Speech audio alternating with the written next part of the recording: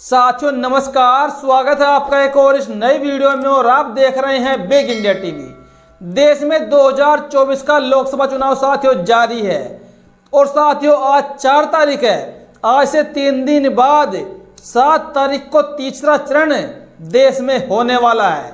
2 चरण साथियों हो चुके हैं और साथियों इस बार देश की जनता बड़ी शिद्दत से देख रही है 4 जून की तारीख को कि 4 जून की तारीख कब आएगी और कब हमारे देश का प्रधानमंत्री बदला जाएगा, कब देश का प्रधानमंत्री बनेगा।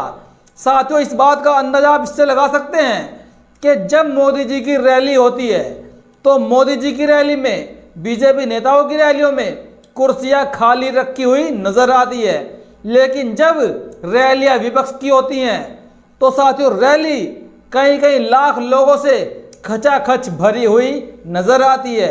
साथियों खैर 4 तारीख को तो देश में बहुत बड़ा बदलाव होने वाला है, क्योंकि साथियों परिवर्तन ही प्रकृति का नियम है। लोग बड़े बड़े वादे करते हैं।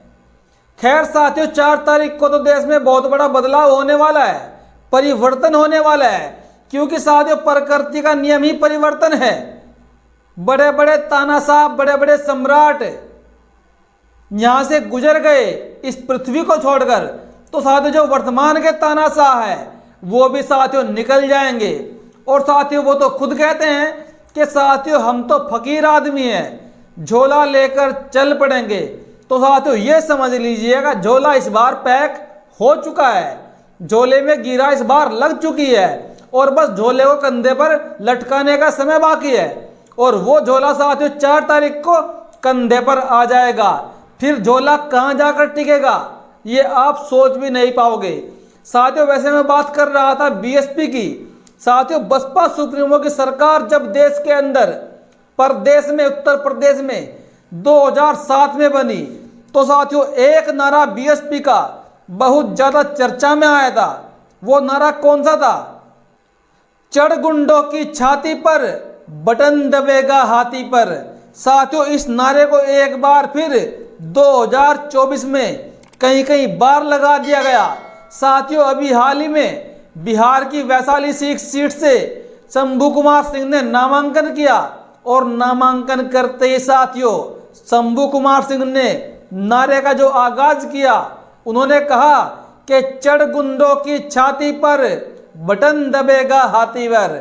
साथियों इस नारे को सुनते ही विरोधियों के बाल खड़े हो गए और साथियों इस नारे का आगाज अब से ठीक 1 महीना पहले आकाश आनंद ने भरे मंच से दोबारा किया था। उन्होंने कहा था कि चढ़ गुंडों की छाती पर, बटन दबेगा हाथी पर। और साथियों अब मैं बात करने वाला हूं आकाश आनंद के एक इंटरव्यू को लेकर, जो इंटरव्यू साथियों कल आज तक के चैनल ने आकाश आनंद का किया। उस इंटरव्यू के अंदर साथियों आकाश आनंद ने अपने चुनाव लड़ने को लेकर भी बातें बताई और जो बयान आकाश आनंद ने साथियों अब से 5 दिन पहले दिया था बीजेपी को लेकर कि बीजेपी आतंकवादियों की पार्टी है, गुंडों की पार्टी है, तालिबानियों की पार्टी है। साथियों आकाश आनंद आज भी अपने उस बयान पर कायम है। उन्होंने फिर ललकार दिया भाजपा को कि हाँ वो आतंकवादियों की साथियों पार्टी है। साथियों आपको पूरी खबर बताऊंगा विस्तार से, बने रहिएगा साथियों इस वीडियो में। और साथियों एक बयान आकाश आनंद का ओवैसी जी को लेकर भी आया है और साथियों एक खबर बताऊंगा आपको सौरभ द्विवेदी को लेकर। सौरभ द्विवेदी साथियों वही शख्स है जो दी लल्लन टॉप चलाते हैं, उनको लेकर भी साथियों बड़ी अपडेट है। बने रहिएगा साथियों इस वीडियो में हमारे साथ। साथियों सबसे पहले आप आकाश आनंद की इस वीडियो को देखिए जरा। चुनाव क्यों नहीं लड़ रहे हैं? ये हमारा काम जो अभी लिमिटेड है वो है कि मैं कैंपेनिंग ही कर रहा हूँ बस। इलेक्शन लड़ना आई थिंक होराइजन पे नहीं है और I think for the longest time नहीं। साथियों आपने आकाश आनंद का ये वीडियो देखा जिसमें आकाश आनंद से पत्रकार पूछ रहे हैं क्या आप 2024 में लोकसभा का चुनाव लड़ोगे?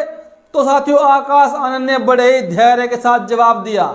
उन्होंने कहा कि अभी तो हमको बसपा सुप्रीमो मायावती जी ने प्रचार की कमान सौंप रखी है और वैसे भी हमारा कोई चुनाव लड़ने का मूड नहीं है अभी। उन्होंने कहा कि हमें अभी बहन कुमारी मायावती जी ने प्रचार प्रसार की कमान सौंप रखी है और वैसे भी साथियों हमारा अभी चुनाव लड़ने का कोई विचार नहीं है।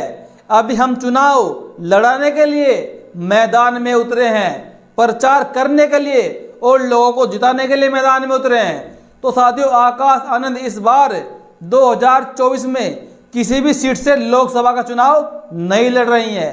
ये जो बसपा पार्टी है ये समाजवादी पार्टी की तरह नहीं है कि अपने ही खानदान से 5-5 लोगों को चुनाव लड़वा रहे हैं, लेकिन साथियों बीएसपी की तरफ से एक भी प्रत्याशी मैदान में नहीं है जो बसपा सुप्रीमो के रिश्तेदारों में से हो, उनके परिवार से हो।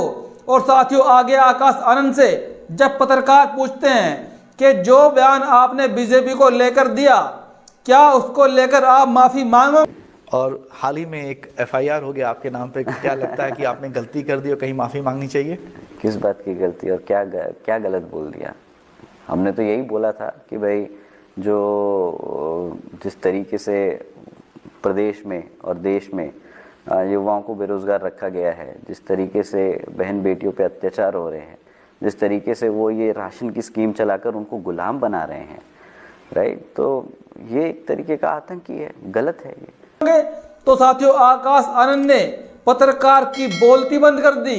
उन्होंने कहा कि जो बयान मैंने दिया, मैंने बयान बिल्कुल सही दिया। हो सकता है हमारे चयन में, हो सकता है हमारे शब्दों के चयन में कुछ हो सकता है, हमारे शब्दों के चयन में कुछ हो गया हो, लेकिन जो हमने कहा कि बीजेपी आतंकवादियों की पार्टी है, तालिबानियों की पार्टी है। तालिबानी क्या करते हैं, आतंकवादी क्या करते हैं? लोगों को गुलाम बनाते हैं, अपना गुलाम बनाकर रखते हैं। और बीजेपी क्या कर रही है? 5 किलो राशन देकर जनता को गुलाम बना रही है, नौकरी न देकर जनता को गुलाम बना रही है। और देश में बहन बेटियों की जो हालत है उसका जिम्मेदार कौन है? उसका जिम्मेदार बीजेपी है। और बीजेपी ही इसलिए तालिबानियों की पार्टी है, आतंकवादियों की पार्टी है, गुंडों की पार्टी है। साथियों एक बार फिर आकाश आनंद ने बीजेपी को ललकार दिया आज तक चैनल पर जाकर। और साथियों अब बात करता हूं आकाश आनंद ने ओवैसी जी को लेकर क्या कुछ कहा। साथियों आप जानते हैं असदुद्दीन ओवैसी MIM के प्रमुख हैं, उसके राष्ट्रीय अध्यक्ष हैं। और असदुद्दीन ओवैसी साथियों कई बार, मैं आपको बता दूं, कई बार बसपा सुप्रीमो के साथियों तारीफ कर चुके हैं मीडिया के सामने। जब भी उनके सामने सवाल आता है बहन जी को लेकर तो साथियों उन्होंने हमेशा लगभग बहन जी की तारीफ की।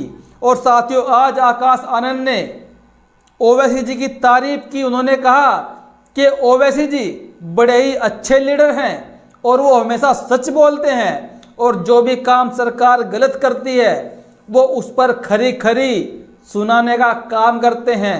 ओवैसी बहुत ही अच्छे लीडर हैं। साथियों आकाश आनंद के इस बयान से पूरी सियासत में हलचल मच गई कि ओवैसी जी की तारीफ कर दी आकाश आनंद ने। क्योंकि साथियों ज़्यादातर जो पार्टियां हैं, क्योंकि साथियों देश में जो ज़्यादातर पार्टियां हैं वो सारी की सारी पार्टियां मुस्लिमों का वोट तो लेना पसंद करती है, लेकिन मुस्लिमों की तारीफ करना, मुस्लिमों का हक अधिकार देना, मुस्लिमों को सम्मान देना, ऐसा काम बिल्कुल नहीं करती। और बसपा में साथियों ये सम्मान बरकरार रहेगा और बरकरार है। साथियों इस बार भी बहन जी ने मुस्लिमों को कई सारे टिकट दिए लोकसभा के चुनाव में। और साथियों अब बात करता हूं मैं आपसे सौरभ द्विवेदी को लेकर। साथियों जैकी यादव का एक ट्वीट आया है। सौरभ द्विवेदी जो लल्लन टॉप के मालिक है, जो लल्लन टॉप चलाते हैं, इनके भी साथियों लगभग 15-20 मिलियन सब्सक्राइबर हो चुके हैं लल्लन टॉप के।